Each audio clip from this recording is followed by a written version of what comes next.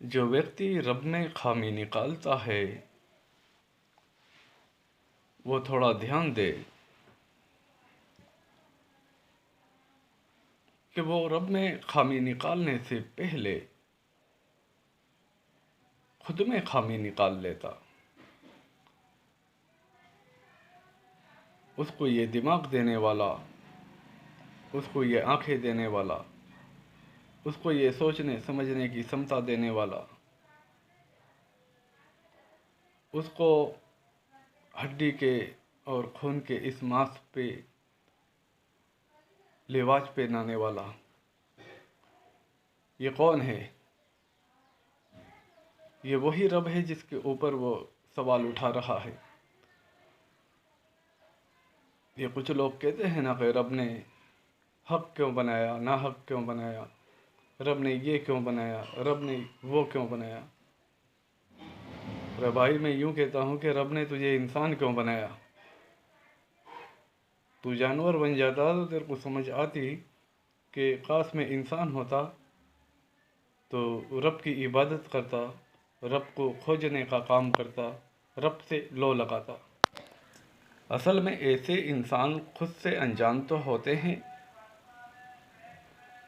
वो पाखंड के शिकार अलग होते हैं। इंसान को दुनिया में भेजना, इंसान के अलावा जो भी चीज़ रब ने बनाई, सबसे पहला इस बात को समझ के चले, हर एक चीज़ इंसान की ज़रूरत है, ठीक है। और इंसान के अलावा जो भी रब ने बनाया, रब सबसे ज़्यादा इंसानों से मोहब्बत करता है। इंसान कितने ही गुनाह करे, एक माँ है,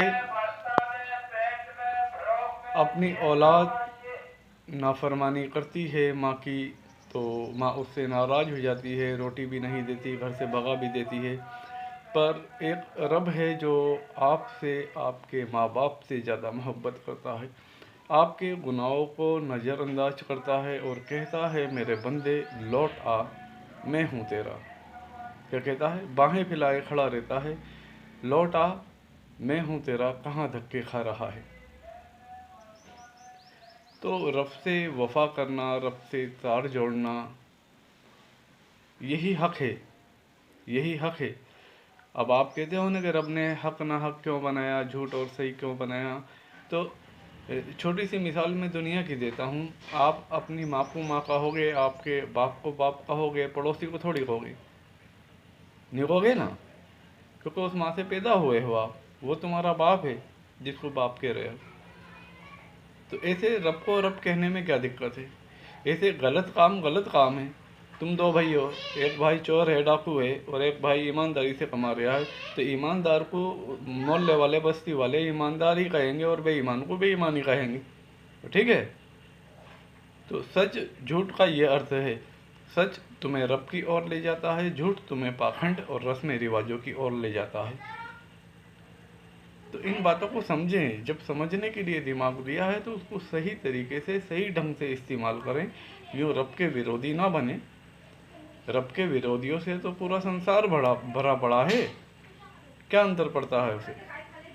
उसको इस धरती पे उसको एक भी कभी याद नहीं करे तो भी उसको कोई अंतर नहीं पड़ने वाला है। वो था, वो है, वो रहेगा। हाँ, तुम्हें सबको मिट जाना है। वो चाहे तो एक झटके में, एक पल में बस्ती की बस्ती उजाड़ दे, तुम कुछ नहीं कर सकते, कुछ नहीं कर सकते। तुम बचाव नहीं कर सकते अपना। तुम देखते ही रहोगे और देखते देखते मौत के घाट उतर जाओगे। रब को क्या समझ रहे हो? रब को खेल समझ रहे हो क्या?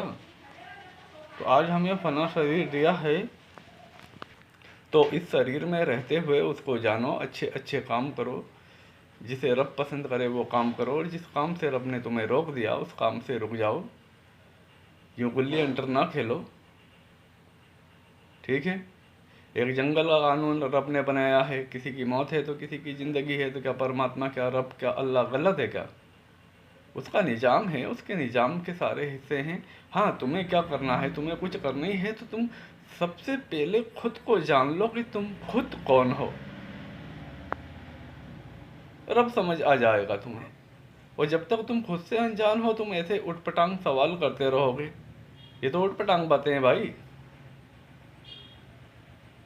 जो कुछ है तुम्हारे भीतर है, बाहर कुछ है ही नहीं। धक्के खाना है खाते रहो।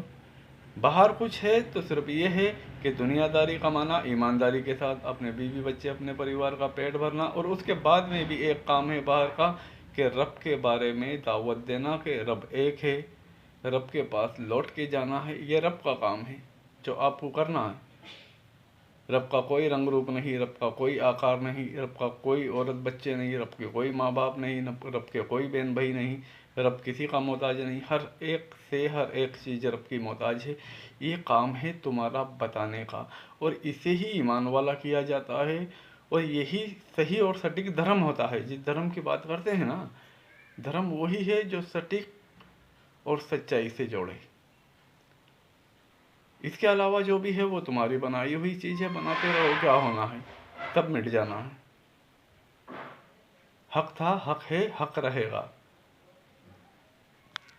मेरा काम है बताना, आपका काम है मानना नहीं मानना, नहीं मानो, लगे रहो, जो कर रहे हो वही करते रहो।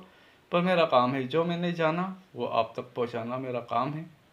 उस मालिक, उस रब का नौकर हूँ मैं।